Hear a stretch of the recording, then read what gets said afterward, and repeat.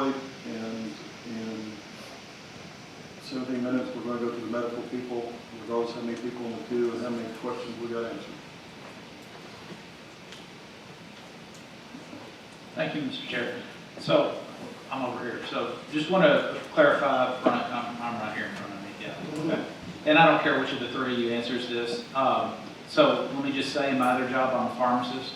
And I've never heard of an emergency use authorization, or I don't recall ever hearing of an emergency use authorization prior to the pandemic, and then all of a sudden, it's everywhere, right?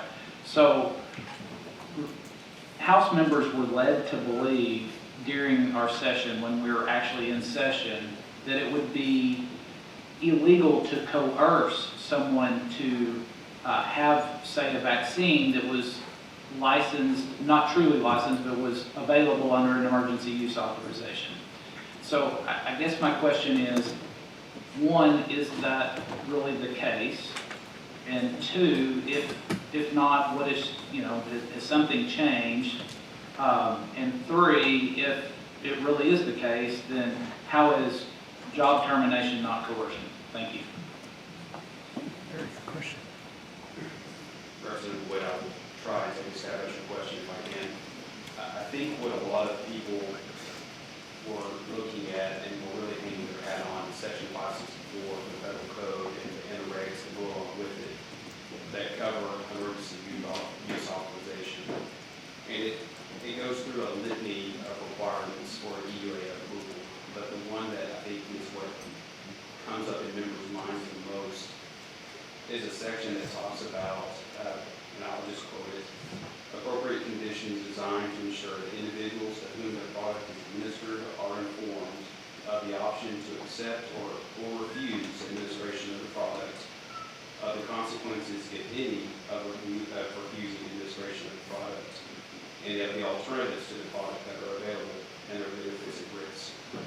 And I think people, and this, I don't think this is a clearly settled area of law. I think some people believe that the right to refusal that's contemplated in that section would make it a voluntary vaccine. Since then, there has been a slip opinion that's come down from the U.S. Attorney General, not our office, the U.S. Attorney General.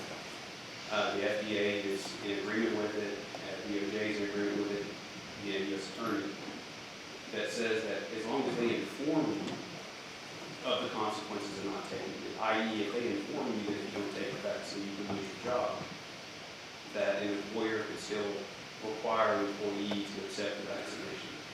Does that make sense, or do you understand where I'm coming from? Yes, so let me clarify then, just so I think I get you. So we're at a point where that's still technically an unsettled legal question. A court would be the ultimate authority to be able to say it's constitutional, legal, whatever, or not at this moment in time. That's correct. I am just repeating what the federal government's current position is. So basically the executive branch of the U.S. government is in alignment that this is okay, but we would either need the legislature or the Congress or the judicial branch to weigh in and say something different. Yes, sir. Thank you.